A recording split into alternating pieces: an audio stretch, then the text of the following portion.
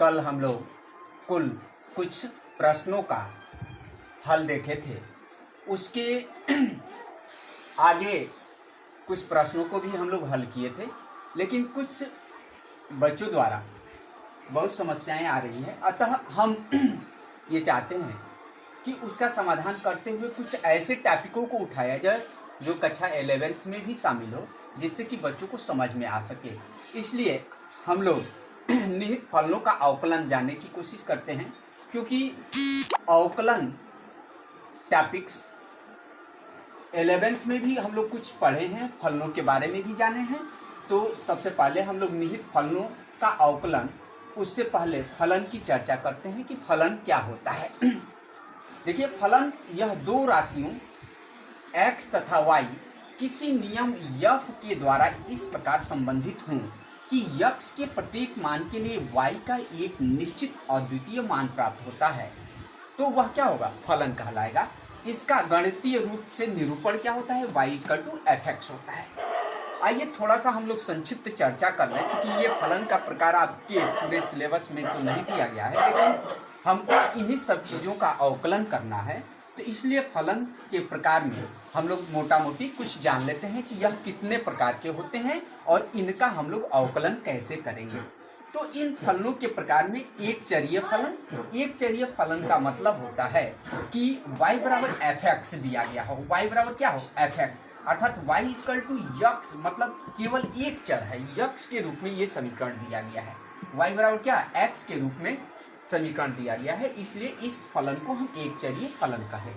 बहुचरीय फलन y = f कोष्टक में x, y, अर्थात जो हमारा समीकरण दिया जाएगा वह x और y में होगा। ठीक है, तो इस प्रकार के फलन को हम बहुचरीय फलन कहते हैं। अस्पष्ट फलन, अस्पष्ट फलन क्या कहलाता है? यदि फलन में क्या x, y और त्रिकोणमिति भी फलन आ जाए, तो इस प्रकार के फलन को, जैसे कि उदाहरण में हम देख रहे हैं कि y = x³ sin² y + cos y आया है, अतः इस प्रकार के फलन अस्पष्ट फलन कहलाते हैं। अब आ जाइए बीजगणितीय फलन। बीजगणितीय फलन क्या होता है?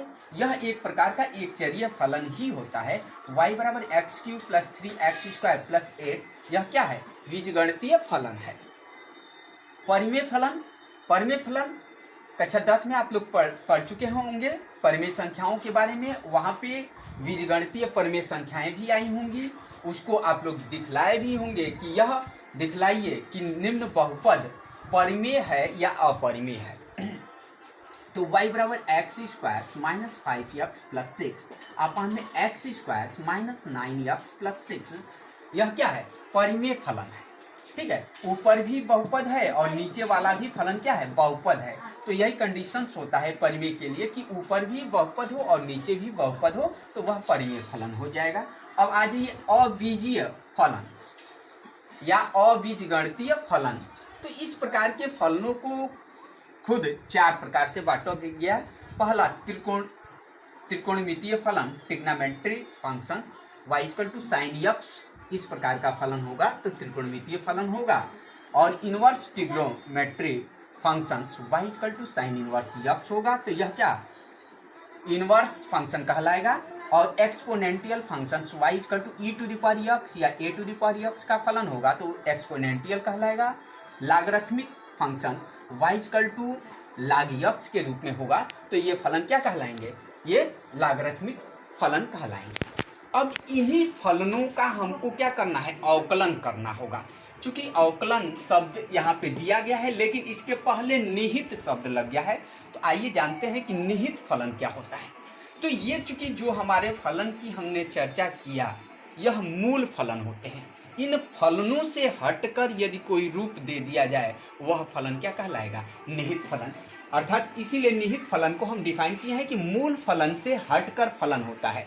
अर्थात यदि जो मूल फलन होगा, जैसे फॉर एग्जाम्पल के तौर पे यदि हम ले लेते हैं, यहाँ ट्रिग्नोमेट्रिकल फंक्शन से ही अगर लेते हैं, तो ये क्या? y = sin x, ये क्या है? मूल फलन दिख रहा है। लेकिन इसमें थोड़ा सा कोई चेंजिंग हो जाए, मतलब ये x की जगह पे 2x आ जाए, या इस x बराबर क्या आ जाए?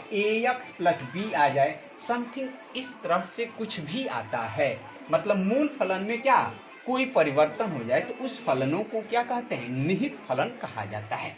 आइए अब इन फलनों को अवकलन के बारे में जानते हैं। देखिए दिए गए फलनों को अवकलन यक्स के सापेक्ष हमको ज्ञात करना होता है। यक्स के सापेक्ष अवकलन ज्ञात करने के लिए सबसे पहले हम फार्मूला dy/dx x⁴n का इस्तेमाल करते हैं और इतना बराबर होता है n × x⁴n−1 सूत्र का प्रयोग किया जाता है।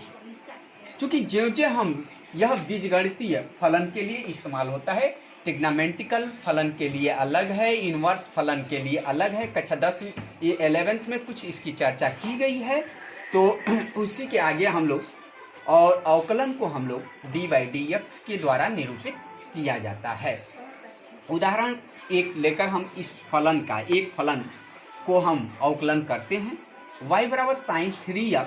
ध्यान दीजिए यहाँ पे 3 अगर नहीं रहता, केवल साइन x रहता तो ये फलन कैसा रहता, मूल फलन होता। लेकिन यहाँ पे 3x हो जाने के कारण यह क्या हो गया, निहित हो गया। तो ज्यों ही निहित हो गया तो दिए गए निहित फलनों का अवकलन 2 बार किया जाता है, या आवश्यकता अनुसार 3 बार, या जैसे जैसे स्टेप आता है वैसे वैसे किया जाता है। देख लेते हैं।